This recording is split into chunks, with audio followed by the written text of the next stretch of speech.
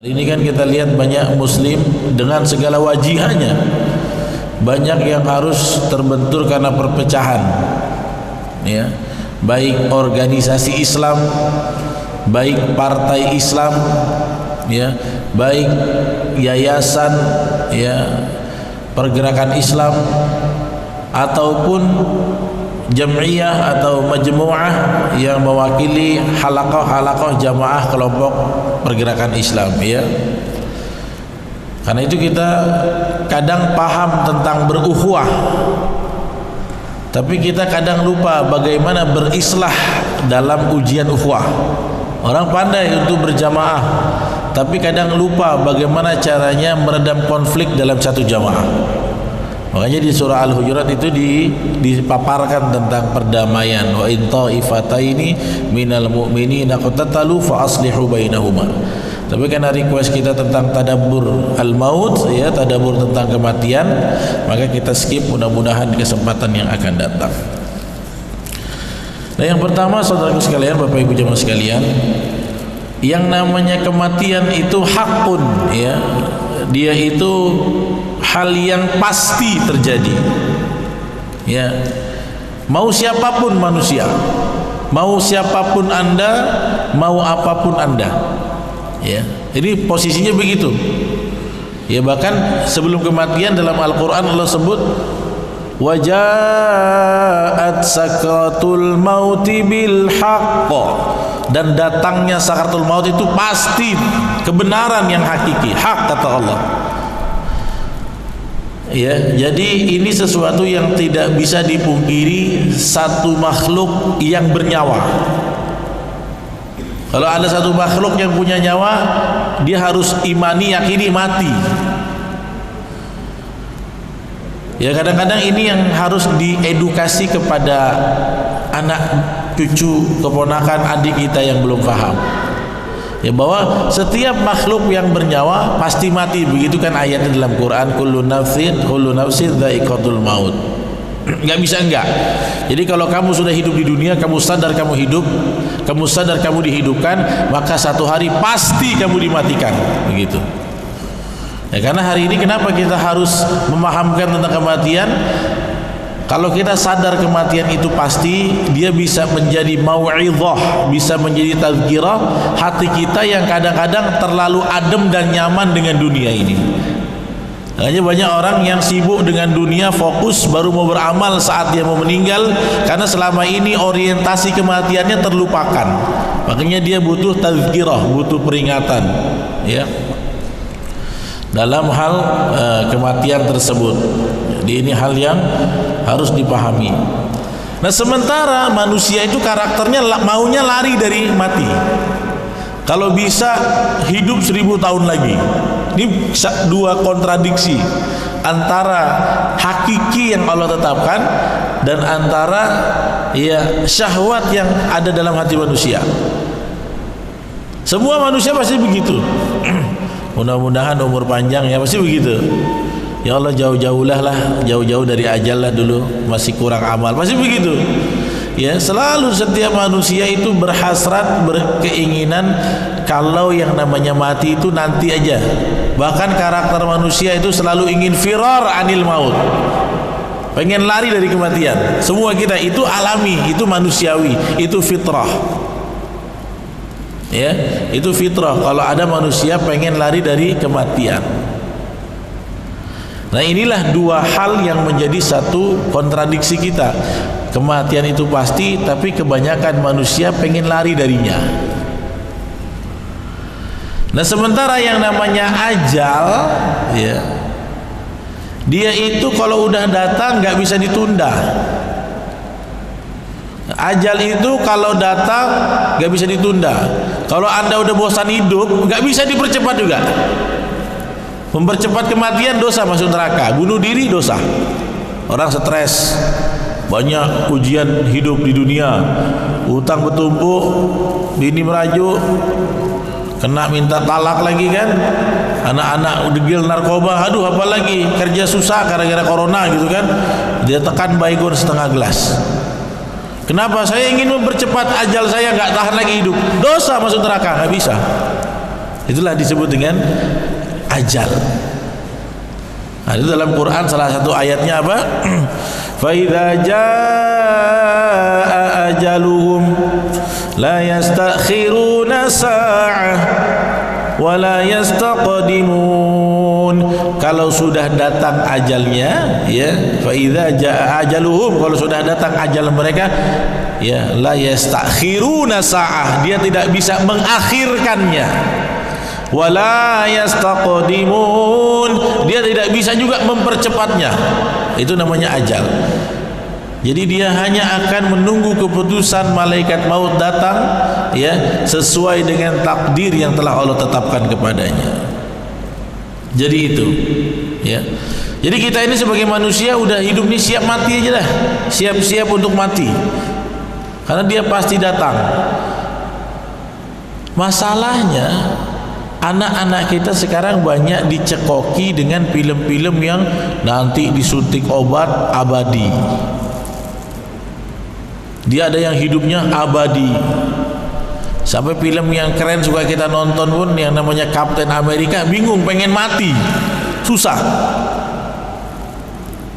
Ya, film Captain America itu kan karena dia diberikan satu cairan yang tadinya orangnya tentara tapi kurus jadi gemuk, ya, jadi kekar, ya, kemudian dia tidak pernah mati, gak pernah tua malah di film itu. Ya, anak kita dicikoki itu.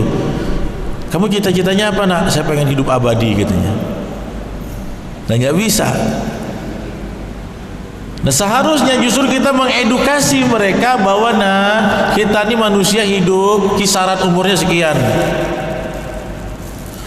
Kita di sini nggak lama, nah, karena apa? Ini bukan kampung hakiki.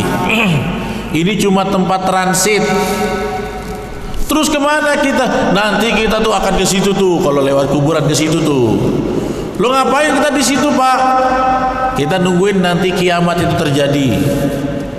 Kiamat itu bagaimana, Pak? Ditiup oleh malaikat peniup sangkakala, bumi ini hancur. Kasih tahu tentang kronologi kehidupan manusia, dari dia di alam rahim, kemudian dia hidup di tengah dunia. Setelah dia hidup di tengah dunia, dia meninggal, masuk di alam kubur, menunggu sampai datangnya hari kiamat, ditiup hari kiamat. Kemudian setelah itu semua makhluk itu mati. Setelah makhluk itu mati, Allah akan tiup, ya, wa nufikha fi sur ats-tsaniyah. Allah tiup, Allah perintahkan malaikat Israfil untuk meniup sangkakala yang kedua. Saat itulah terjadi yang namanya yaumul ba'ts, hari kebangkitan.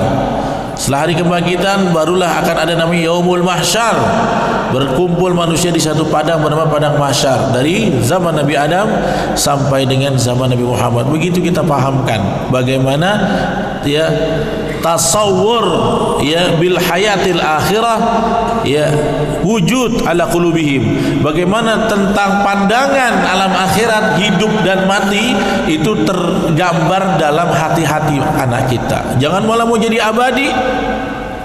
Ya, memang saya juga kadang-kadang lihat itu film superhero-nya seru, tapi itu fiksi, bilang gini, nggak akan real, nggak akan real.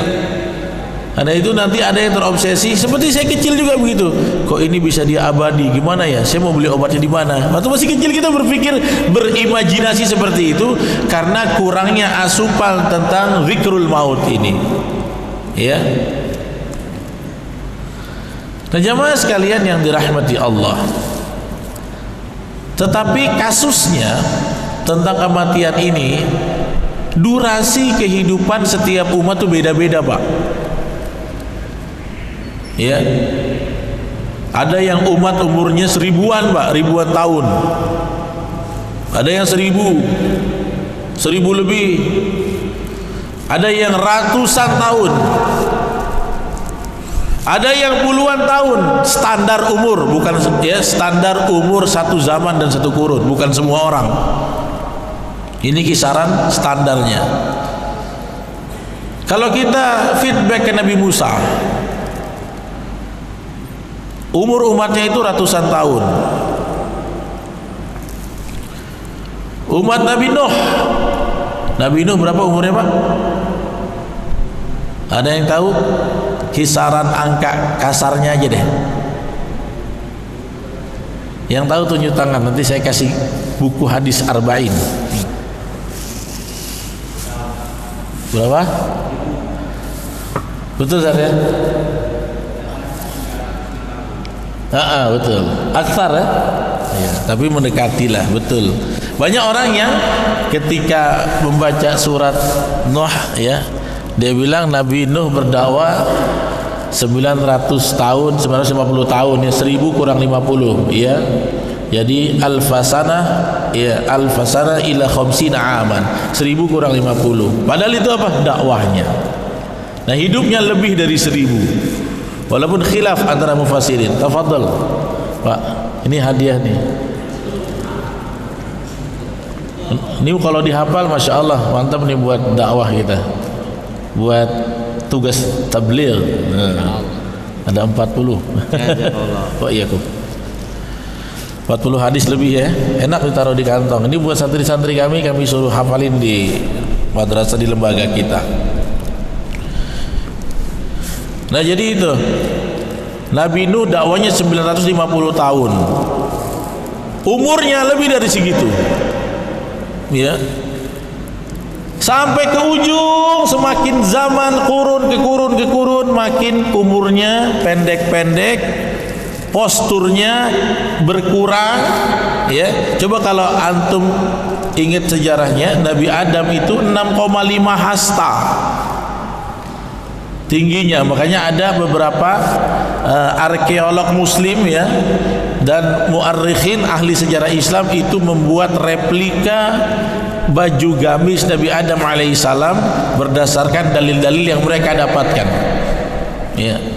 Itu dibuat pakai bahan yang begitu banyak, diikat tali ke sana ke sini di sebuah gedung, saking besarnya baju Nabi Adam ya. Nabi Ibrahim besarnya walaupun di era kemudian besarnya itu luar biasa.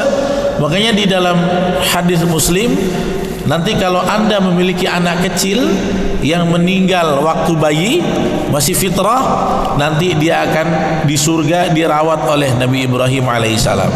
Dan di situ di dalam hadis disampaikan bahwa mereka itu adalah ya dirawat oleh Nabi Ibrahim dan ukuran mereka adalah seperti orang-orang kecil. Jadi Nabi Ibrahim itu sekakinya, barulah manusia-manusia itu dijaga oleh Nabi Ibrahim, bayi-bayi yang masih kecil. Tandanya apa? Nabiullah Ibrahim alaihissalam itu sangat tinggi, walaupun belum setinggi Nabi Adam. Ada lagi kaum yang disebutkan kaum Ad ya, dan itu rumah-rumahnya masih ada ya, 200 kilo lebih dari kota Makkah. Kaum Tsamud 230 lebih dari kota Madinah. Itu didapatkan rumah-rumahnya disebut diyar ya, diyar kaumin Ad ya, satu perkampungan kaum Ad masih ada sampai sekarang. Tingginya itu seperti gedung-gedung, karena kaum Ad itu tinggi besar-besar, orang yang disebut paling kuat pada masanya. Dia bisa pindahkan batu dengan sekali angkat karena ukurannya besar. Ya, makanya di dalam sejarah Islam kaum Ad itu ada dua. Adanil ula dan ada atsaniyah, Ad yang pertama dan Ad yang kedua. Ad yang pertama itu ketika diturunkan kepada Nabi Hud, tetapi Ad yang kedua itulah yang disebut dengan kaum Tsamud. Ini dalam tafsir surat Asy-Syam, Al-Fajr, ini semua ada ya, Iromadzatil Imad ya, tentang kaum Ad ya. Sampai ke kita ukurannya makin kecil. Kalau orang Melayu bilang makin kecil nonet. Umurnya singkat. Makanya ada sebuah akwal, perkataan yang mengatakan ya, ini dari kaum Nabi Nuh. Apa kata mereka? Aku kesian sama umat Nabi Muhammad. Kenapa? Masih kecil-kecil udah mati katanya. Nah, kita itu kalau 70 tahun udah aki-aki, kakek-kakek, udah putih semua rambutnya, walaupun sebagian ada yang tidak begitu ya. Sementara umur Nabi, umat Nabi Nuh yang 1000-an tahun, kalau baru 70 tahun masih bayi. Makanya dia bilang kesian umat Muhammad itu, kecil-kecil udah meninggal dunia. Ya, kenapa? Karena mereka pikir hidupnya 70 tahun. Ya, itu singkatnya kita ya. Nah, sebagian dari kita banyak yang berekspektasi, aku ingin hidup 1000 tahun lagi. Kenapa? 70 tahun singkat betul. Padahal berbicara tentang umur, kematian satu kaum itu justru kaum-kaum yang terdahulu kepengen jadi seperti kita. Kenapa Pak sebabnya? Karena mempertahankan ketaatan ratusan tahun asyaddu, ya, lebih susah daripada mempertahankan yang kita 60-70 tahun.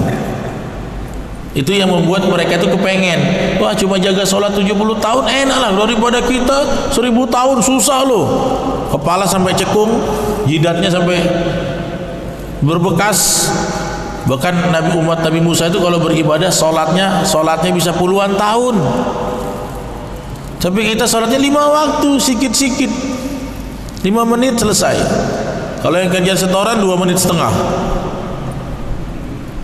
iya kan? Kalau yang pemuda sambil main Mobile Legend 1 menit setengah putus. Sholat, habis main sholat. Ya, sholatnya macam loncat, taktuk balik lagi main. Nah, itu jadilah daripada tidak sebenarnya. Cuma begitu setiap hari, nggak seperti umat Nabi Musa. Kalau sujudnya lama sekali, harus bangun sampai batu itu sampai menyekung. Makanya mereka ngiri. Nah, kita pengennya kayak mereka, terbalik ya. Nah, ini yang mesti kita pahami. Dan Nabi Shallallahu Alaihi Wasallam mengatakan, ya a'maru ummati, kisaran umur umatku ya antara 60 sampai 70 tahun. Nah, itulah di antara kisaran. Walaupun ada yang lebih dari itu, ya. Nah, ini yang harus kita sama-sama pahami. Nah, yang pertama ayat yang kita tadabburi adalah ketika Allah berfirman tentang yang saya bahas tadi, ya kullu nafsin dha'iqatul maut. Ini rumusnya. Bahwa Allah mengatakan kullu nafsin, setiap yang bernyawa, setiap yang berjiwa, yang memiliki jiwa, ya, dha'iqatul maut, maka pasti akan merasakan mati. Gak ada yang tidak, gak ada yang abadi di dunia ini. Siapa saja makhluk hidup yang ada nyawanya, dia ahakun bil maut, lebih dia sangat, ya, harus pasti bertemu dengan yang namanya kematian. Sekalipun dia mau menghindar kemana. Di Jepang ada seorang ilmuwan, profesor. Dia mendengar kabar bukan maut tapi tentang hari kiamat yang dibahasai oleh dia seperti Armageddon dan the end of world katanya. Wah, dengan penelitian dia, lihat tentang lapisan ozon, lihat tentang kutub utara, dia bilang, ya, dia akan hadapi yang namanya the end of world, kehancuran dunia ini. Ya, sebenarnya itu kiamat, dia nggak beriman saja sayangnya. Akhirnya ilmuwan ini bagaimana? Dia akan membuat satu benteng pertahanan bunker raksasa di bawah tanah untuk menghindari the end of world gitu. Akhirnya dia mengumpulkan uang yang kalau tidak salah 6 miliar yen. Untuk apa? Mewujudkan bunker raksasa sebagai tempat berlindung ketika akhir kehidupan ini berlaku. Akhirnya dia bikin makanan-makanan yang bisa diawetkan, masuk ke bunker, bikin bunker tertutup. Di dalam sudah ada alat untuk sirkulasinya, untuk mengeluarkan O2-nya. Dibikin bunker dengan biaya yang sangat besar di Jepang. Untuk apa? Menghindari kematian, terlebih lagi hari kiamat. Nah, kira-kira bisa nggak Pak menghindari? Nggak bisa. Dan memang karakter manusia itu kalau bisa lari, mati, menghindari maut. Sementara maut itu bakal jumpai kamu dimanapun kamu sembunyi. Ini ayat yang kedua. Ya, ini nanti syarahan saya ambil dari kitab Tanbihul Ghafilin tentang maut ya. Tapi ayatnya tidak sempat saya buat, tapi kita akan bahas ayatnya, kita syarah nanti. Ya, disyarah dari pandangan tentang maut oleh Imam Abu Laits As-Samarqandi dalam kitabnya ini. Dia mau menghindari maut. Ya. Tapi apa kata Allah? Ya nggak bisa. Maut itu ngekorin kamu. Kalau sudah ajal kamu, mau lari kemanapun, mau sembunyi dimanapun, tembus semuanya. Makanya Allah berfirman, Aynama takunu yudrikumul maut. Allah sebutkan, Aynama takunu yudrikumul maut walau kuntum fi burujin musyayyadah. Kata Allah, Aynama takunu, kemanapun kamu pergi, yudrikumul maut, maut pasti akan menjumpai kalian. Kalau Allah sudah bilang pasti, siapa yang mau bantah? Kemanapun kamu pergi. Dalam ayat ini Allah bilang apa?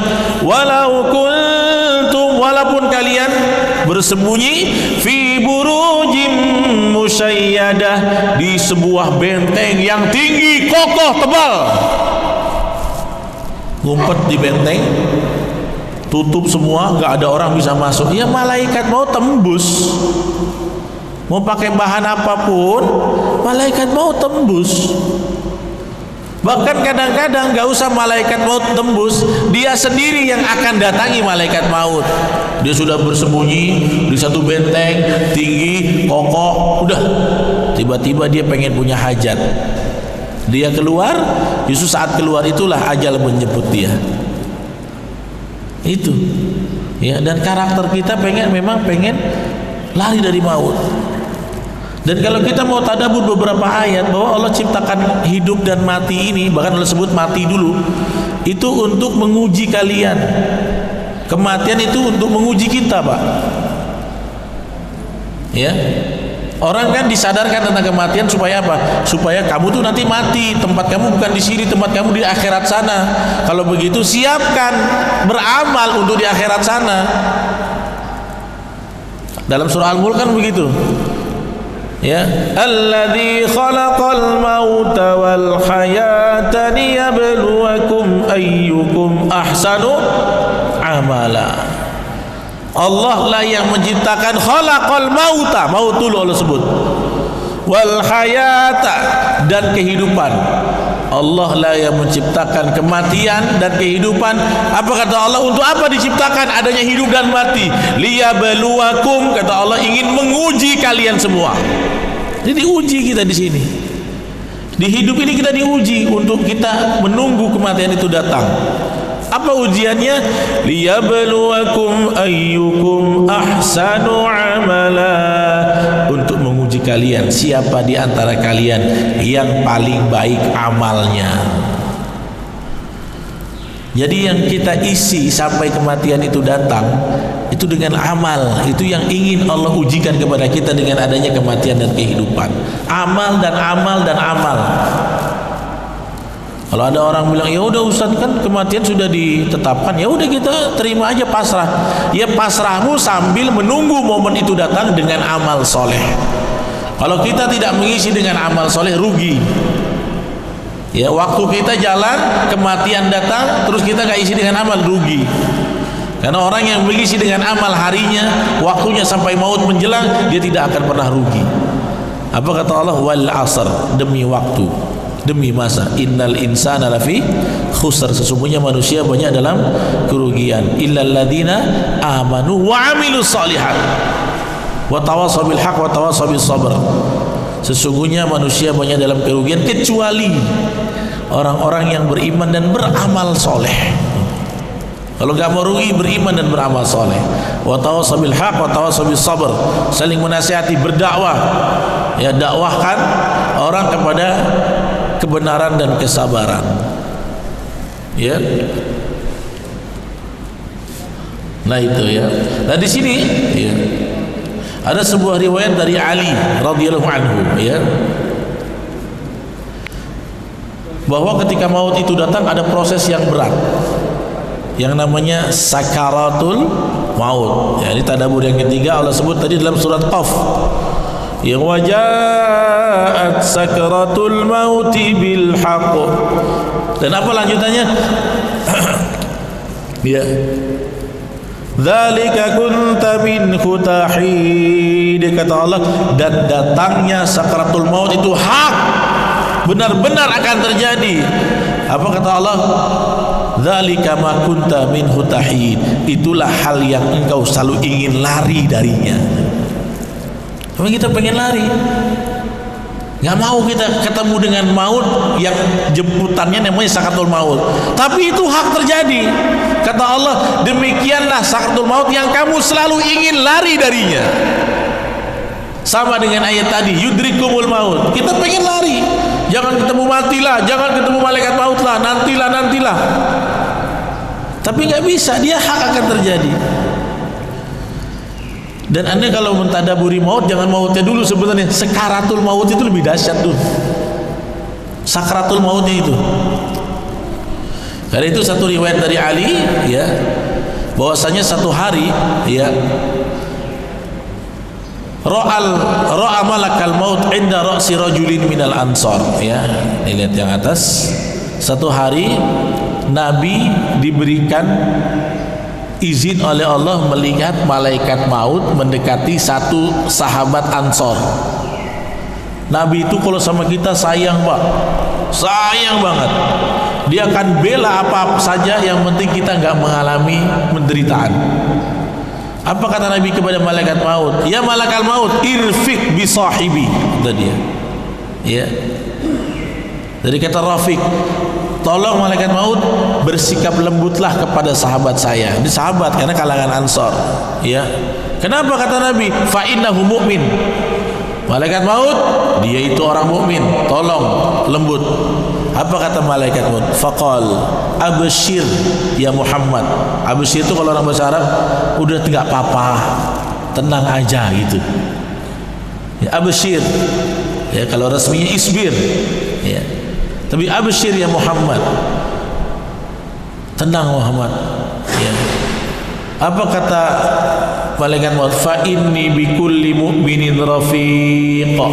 Aku kepada setiap orang mukmin pasti akan bersikap lembut dalam jemputan mautnya,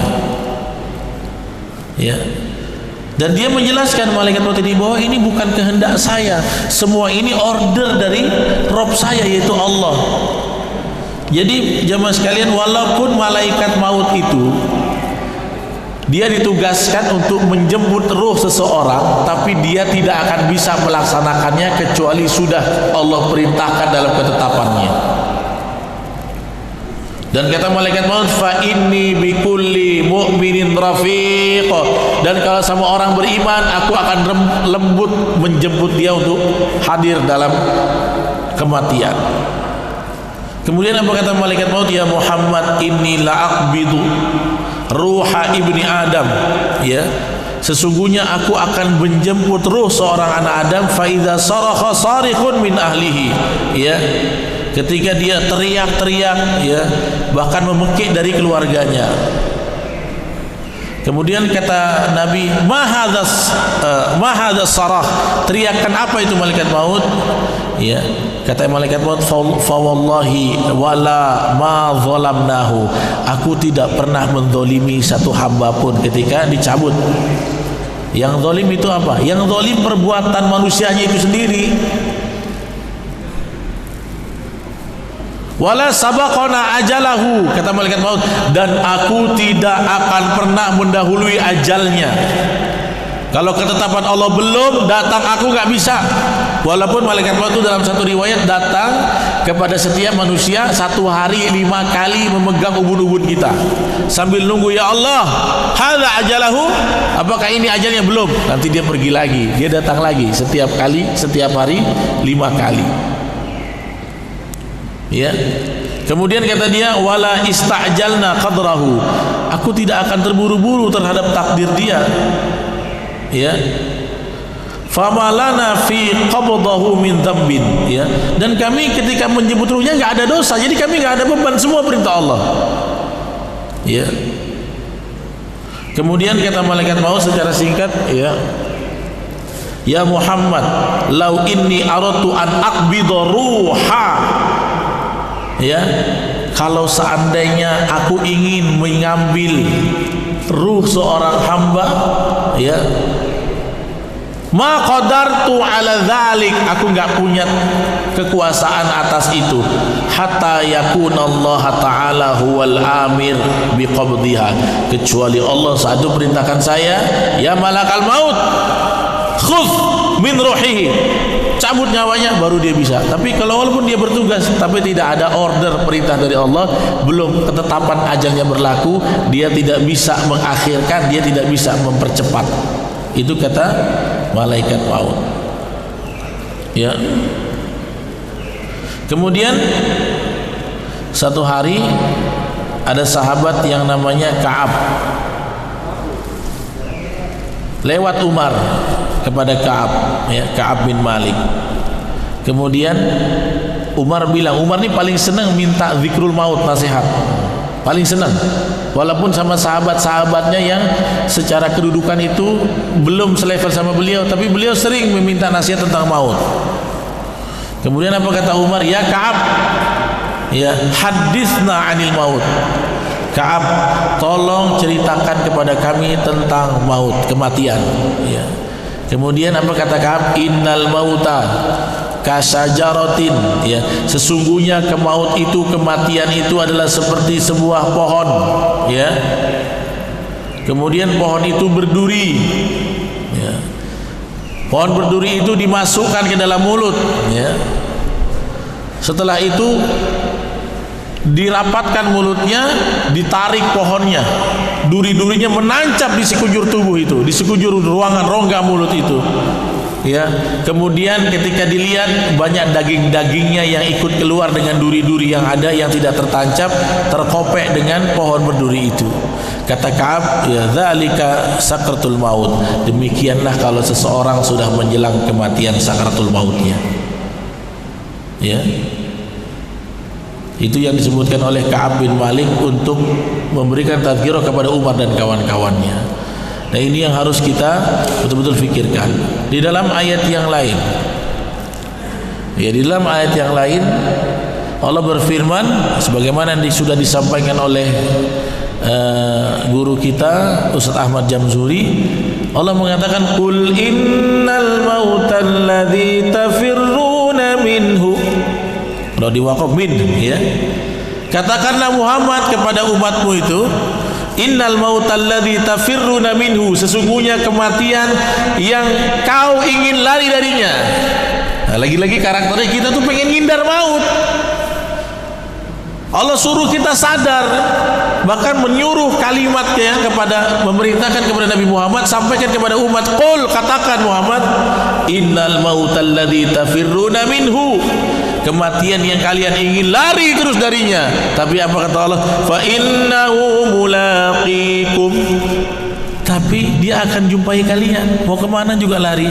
Jadi maut itu nggak usah dilari-lari Pak, nggak usah dihindari, disiapin amalnya tuh yang betul. Mau lari kemana? Kadang-kadang pelarian itu penjemputan maut. Kalau ibaratnya, ibarat analoginya, kita menghindari maut di Batam, pulang kampung, malaikat Israel nunggu Anda di kampung sebenarnya. Jadi Anda yang datang sendiri. Karena apa? Fa innahu mulaqikum, kalimatnya mulaqi dari kata liqa. Yang lebih dahsyat tadi yudrikumul maut, dari adraka yudriku, dia akan menjumpai kamu kemanapun kamu sembunyi.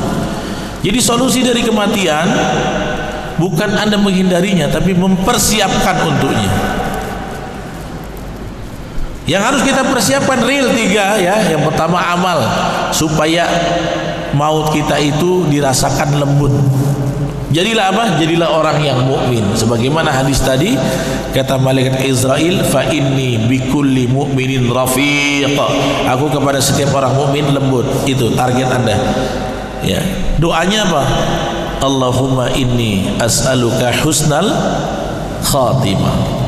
Diajarkan juga oleh para ulama, ya, inni as'aluka salamatan fid din wa afiatan fil jasad, ya, wa ziyadatan fil ilmi, ya, wa barakatan fil rizqi wa taubatan qabla al maut wa rahmatan indal maut wa maghfiratan ba'dal maut. Allahumma hawwin alaina fi sakaratil maut.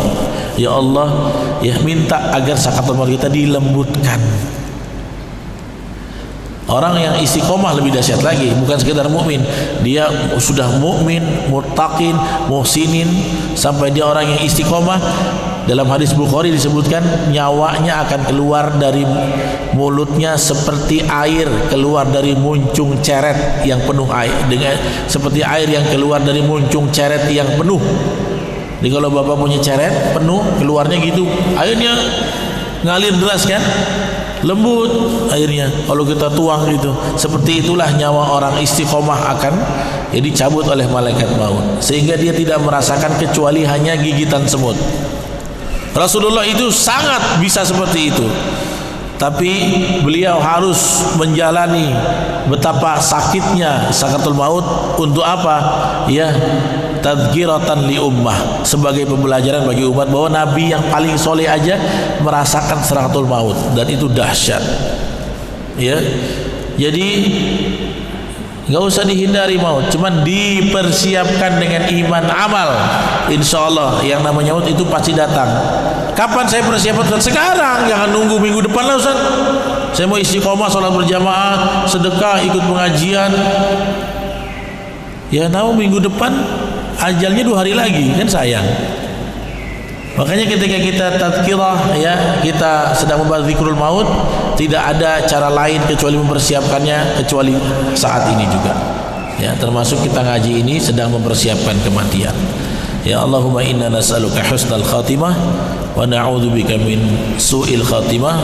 Allahumma ja'alna jami'an min ahlil jannah wa na'udzubika min sakhatika wan nar. Amin ya rabbal alamin. Saya kira demikian dulu, saya serahkan kepada guru kita Ustaz Jamzuri, untuk kalau ada yang mau bertanya silakan.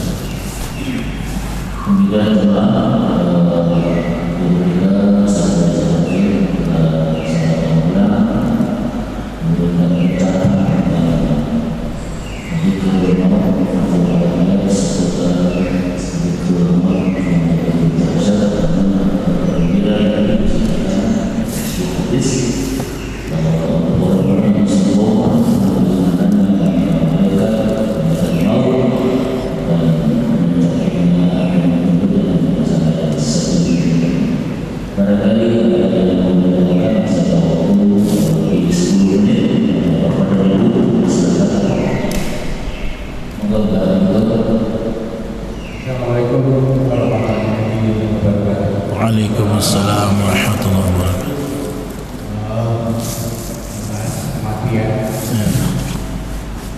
Saat ini dari ini kita dengan bumi namanya COVID-19, corona sudah masuk 6 bulan.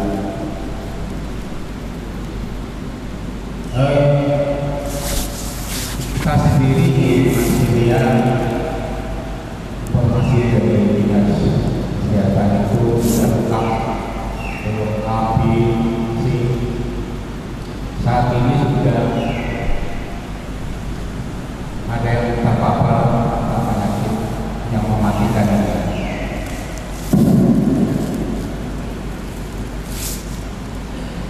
Siapapun kita, apapun kita, kepada kita,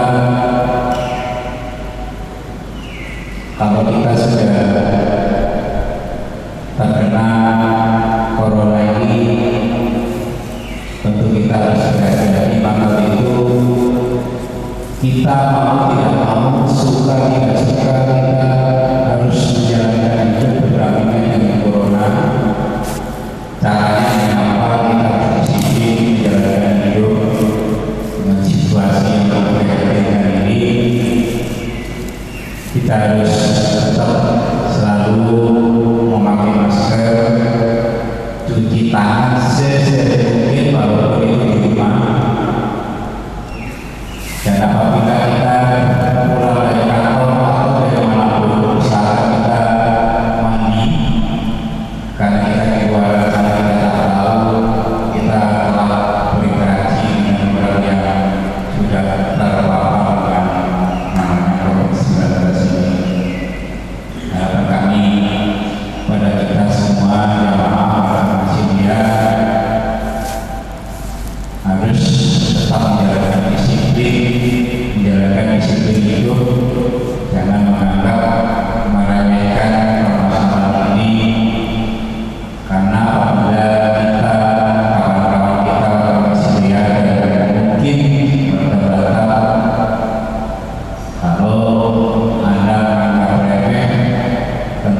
tidak Anda sendiri yang terpapar penyakit, Anda akan menularkan kepada teman-teman atau rekan sahabat yang lain. Dan sudah 6 bulan ini,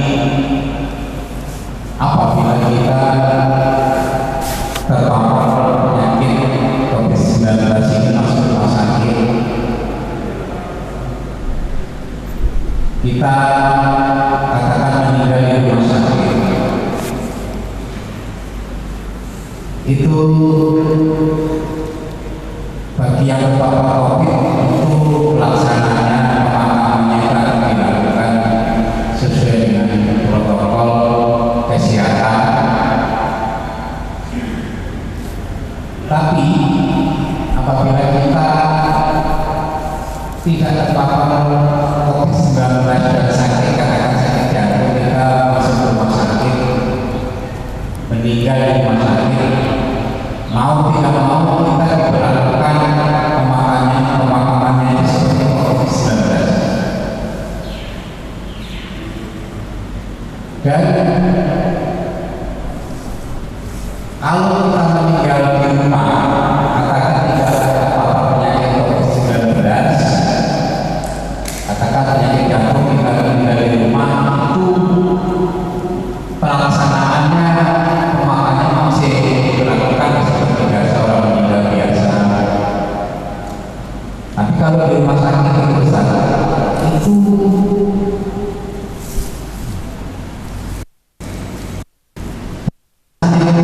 dari rumah sakit itu langsung ke kuburan, tidak singgah di rumah.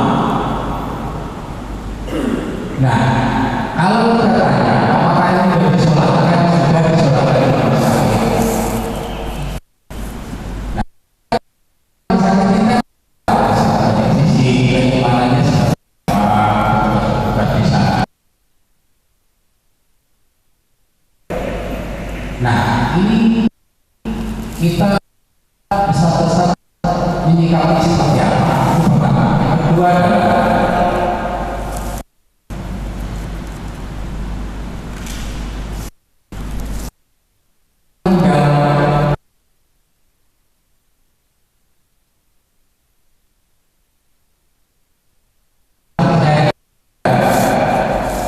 kriteria memang dikatakan kesana.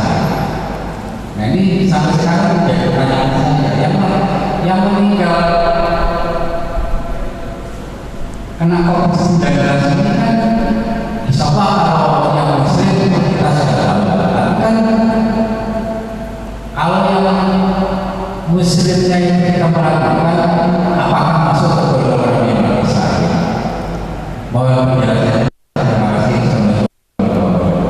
Waalaikumsalam warahmatullahi wabarakatuh. Baik, yang pertama tentang pemakaman pasien yang diduga COVID, ya, karena banyak juga yang salah satu kiai besar namanya Kiai Haji Lutfi Al-Banjari, Mufti Lutfi dalam kalangan para teman-teman pegiat dakwah tabligh, itu waktu itu hebohnya COVID kan, dimakamkan dengan COVID, rupanya hasilnya baru keluar beliau negatif. Ini sangat mencederai keluarga dan nama baik ulama, ya, sangat. Jadi kadang yang hasilnya belum keluar sudah divonis karena baru gejala-gejala, rupanya meninggalnya karena penyakit lain, ya. Nah, pada satu sisi yang lain, kita sebagai para asatid, para ulama itu mentaati keputusan ulil amri. Ketika medis dalam bidangnya mengatakan, ya, bahwa orang yang meninggal disebabkan COVID yang fix, ya, yang fix, tapi ya harus betul-betul, jangan gampang-gampang gitu, dimakamkan dengan protokol COVID, direstui oleh majelis ulama. Majelis ulama membahasnya dalam, ya, Bahasul Masail dan lain, dan mereka punya otoritas. Majelis ulama ketika mengesahkan bahwa orang yang terkena COVID begini boleh, mereka punya otoritas, ya, maka kita harus mentaatinya, itu kita seorang muslim yang baik. Kalau sekiranya ijtihadnya ada yang keliru, maka kita sudah menyerahkan sepenuhnya hukumnya kepada para mufti, para ulama, ya, majelis ulama. Karena itu beratnya mengeluarkan fatwa dalam hukum itu berat. Mereka yang menanggungnya. Ya itu Pak ya. Tapi memang harus betul-betul dipastikan kalau dia itu COVID, ya kan. Semua dokter, bahkan beberapa kalau nggak salah ahli virus masih mengkritisi itu tentang proses pemakaman, ya. Ini basic saya pertama mentaati, ya, taati. Sudah lisensi, iya boleh oleh majelis ulama, kita taat tuh basicnya. Ini apa yang mengatakan bahwa namanya virus COVID ini butuh inang. Dia tidak akan bisa hidup tanpa ada inang. Itulah badannya, inangnya mati, maka virusnya pun tidak bisa hidup lagi. Dan ini bukan saya nih domainnya, saya cuma nukil aja. Coba sekali silakan dicari tahu. Ya, jadi kalau sudah meninggal sudah tidak bisa berfungsi lagi karena mati virusnya di dalam bersama inangnya. Maka silakan ditelusuri, ya. Ini dua semakin kesini berkurang, distorsi. Dulu ketika COVID pertama kabarnya itu karena makan kelelawar, betul nggak? Sekarang nggak ada lagi cerita kelelawar.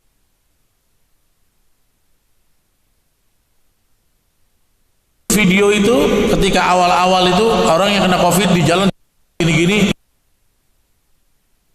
kejadian begitu nggak ada, ya, sehingga ada, saya ketemu tadi malam aja,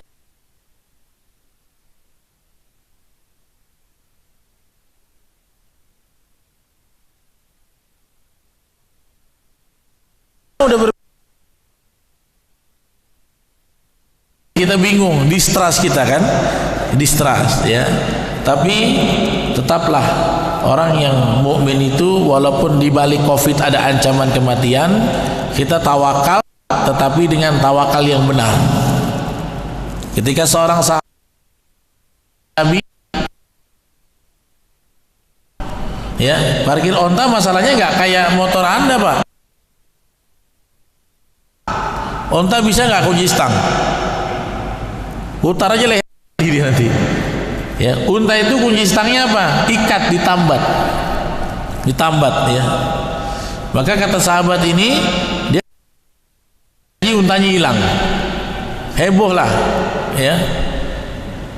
Sama kayak saya bulan kemarin ngisi kajian, untanya hilang. Bukan masjid ini, yang satu lagi. Padahal sudah besar itu kaki. Ya. Sebenarnya tertukar aja, ya, sampai bingung pulang akhirnya, ya. Nah, ketika Nabi tanya, kamu taruh di mana Rasulullah? Di sini, ya. Kamu ikat nggak? Enggak. Kenapa? Tawakal kepada Allah, katanya. Wah, tawakal, katanya. Kata Nabi, laisa kadzalik, bukan begitu tawakal. Kata Nabi, diajari Nabi. Apa kata Nabi? Tawakal Allah. Kau ikat itu unta, baru kau serahkan pada Allah. Tawakal. Seperti kau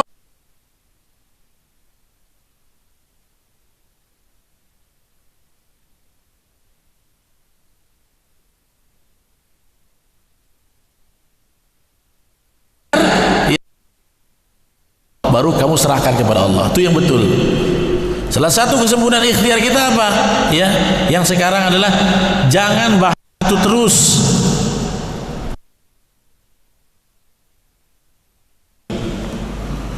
Berpapar lagi 60 orang di Batam, sehingga zonanya dari merah hitam legam, gitu.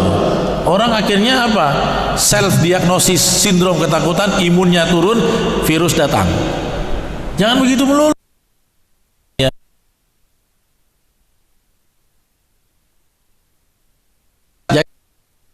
Nah, kan gitu, ya. Vitamin D agak siang sedikit. Kemudian Ya, itu secara ikhtiar kita. Kurangi interaksi dalam keramaian. Ya. Makanya saya tengok MTQ kok begitu ya. Saya waktu geladi Resik dapat ini.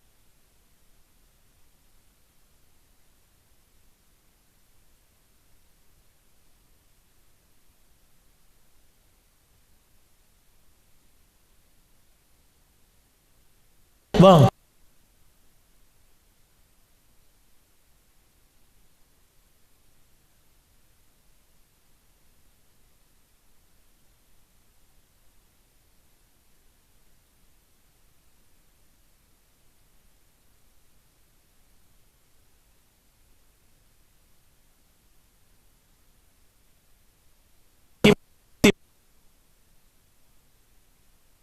atau sebenarnya bisa kan hakim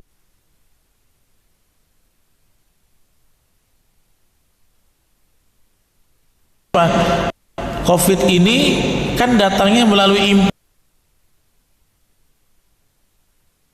bener nggak?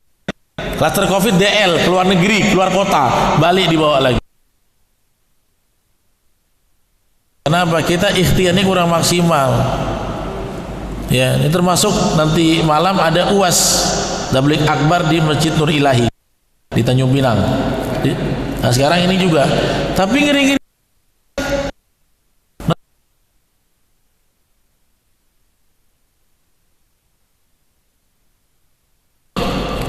ya, biar masih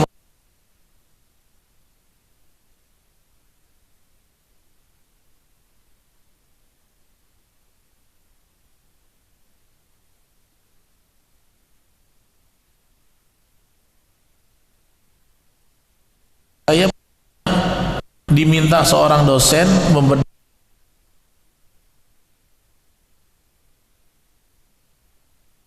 namanya ta'un.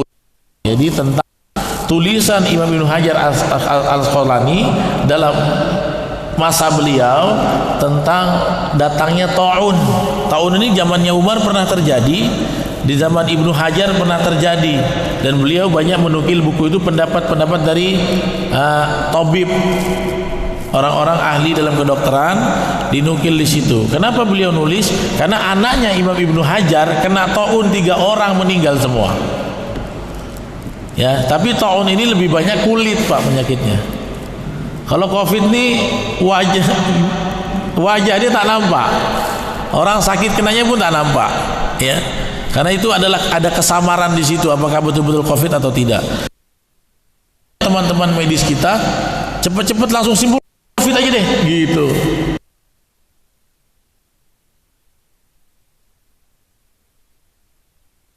Itu sekarang kita dukung pemerintah punya alat yang akurat, jangan lama-lama. Kayak Kiai Lutfi itu saya sedih juga tuh Kiai Lutfi. Beliau udah divonis, udah dibicarakan sampai keluarganya nggak boleh memakamkan. Kemudian baru dikatakan bahwa beliau negatif. Jadi jangan cepat. Nakes itu betul-betul teliti, mendalam, bersabar. Kita nanti akhirnya merusak reputasi satu keluarga. Nanti kalau kita dibilang bapaknya COVID, nanti istrinya dituduh juga kan? Ya saya punya ini kerabat saya, Kesbangpol Pemko namanya Pak Hasanuddin, Allahu yarham baik, lembaga tahfiz kami, ya meninggal, istri dan keluarganya seperti agak dijauh. Sebenarnya kalau orang yang COVID itu Anda kasih masukan walaupun dengan cara WA, nggak apa-apa, sabar, ya. Nah, mereka waktu itu beliau bapaknya klaster yang pergi ke Malaysia, teman-teman dakwah, tahu kan Pak? Malaysia, Bali, ya. Beliau tidak ikut pergi, tapi ayahnya ikut pergi ke Malaysia. Apa sih namanya?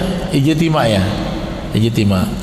Akhirnya Pak, anaknya waktu setelah urusan COVID selesai, bapaknya mau ke masjid, diomongin sama warga, nggak usah sholat dulu lah di sini. Waktu itu udah membaik padahal, sudah buka masjid. Wah kasihan, ya. Takutnya ini terjadi ketika ada keputusan kabar yang mengatakan COVID atau tidak terlalu cepat, banyak akhirnya orang yang tersakiti. Makanya kalau kita banyak berikhtiar, teman-teman nakes, kita doakan mereka berjuang di garda terdepan, tapi lebih teliti lagi dalam memutuskan, ya.